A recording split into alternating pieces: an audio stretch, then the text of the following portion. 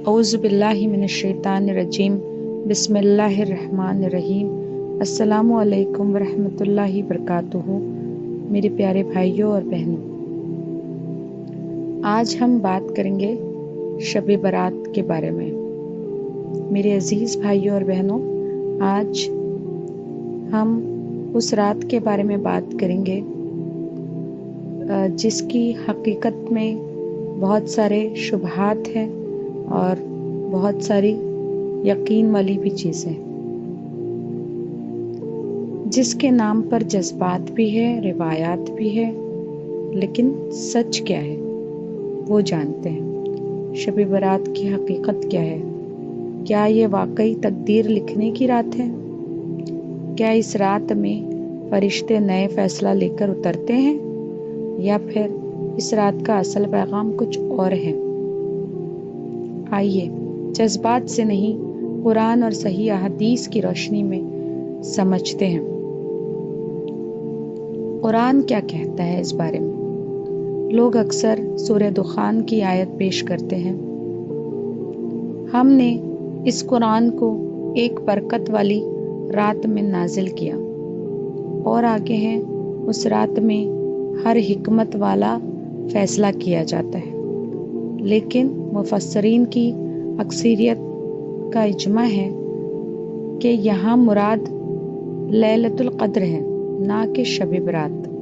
تو پھر شب برات کی بنیاد کہاں سے آتی ہے؟ رسول اللہ صلی اللہ علیہ وسلم نے فرمایا، اللہ تعالی نصف شعبان کی رات اپنی مخلوق پر نظر رحمت فرماتا ہے، اور مشرک اور کینہ رکھنے والے کے سوا سب کو بخش دیتا ہے۔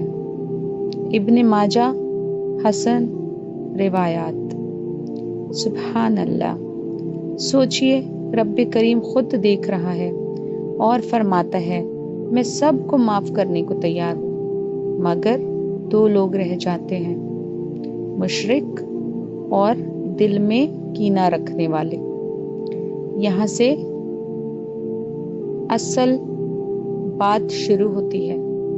ہم نماز پڑھ لیتے ہیں، نفل بھی پڑھ لیتے ہیں، تسبیح بھی کر لیتے ہیں، لیکن دل میں بہن سے شکایت، بھائی سے نفرت، رشتہ دار سے دوری، ساس سے دشمنی، پڑوسی سے حسد، اور پھر ہم کہتے ہیں، یا اللہ مجھے معاف کر دے۔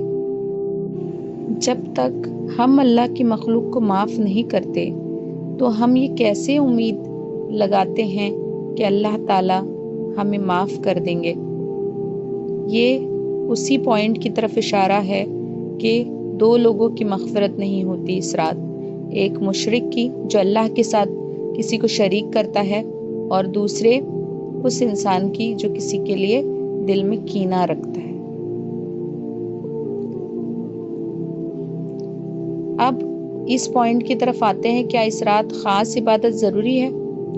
اس رات کے لیے کوئی خاص نماز، کوئی فکسڈ رکعت، کوئی جماعتی محفل صحیح حدیث سے ثابت نہیں ہے، لیکن اگر کوئی بندہ تنہا اٹھ کر نفل نماز پڑھے، قرآن کی تلاوت کرے، استغفار کرے، دعا کرے، تو یہ جائز اور مستحب ہے، کیونکہ ہر رات عبادت جائز ہے، مگر رسموں اور بدعات سے بچنا بہت ضروری ہے۔ ذرا تصور کیجئے، آپ سجدے میں ہیں، رات خاموش ہے، سب سو رہے ہیں، اور آپ کہتے ہیں، یا اللہ میں نے غلطیاں کی، مگر تو رحمان ہے، مجھے معاف کر دے۔ کیا اللہ ایسے آنسوؤں کو رد کر دیں گے؟ نہیں، واللہ نہیں۔ شب برات کا اصل پیغام کیا ہے؟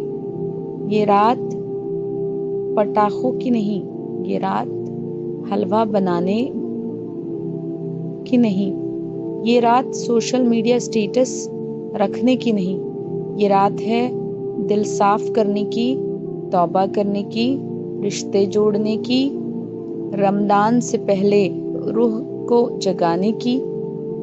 شعبان رمضان کے مقدمہ ہے۔ اگر شعبان میں دل صاف نہیں ہوا تو رمضان میں بھی اثر کم ہوگا۔ آئیے آج فیصلہ کرتے ہیں، کسی سے کینہ نہیں رکھیں گے، کسی کا حق نہیں ماریں گے، دل کو صاف کریں گے اور اللہ سے سچی توبہ کریں گے۔ یا اللہ، اگر یہ میری زندگی کی آخری شب برات ہے تو مجھے معاف فرما دے، میرے والدین کو معاف فرما، میری اولاد کو ہدایت دے اور ہمیں رمضان تک ایمان کے ساتھ پہنچا دے۔ آمین یا رب العالمین۔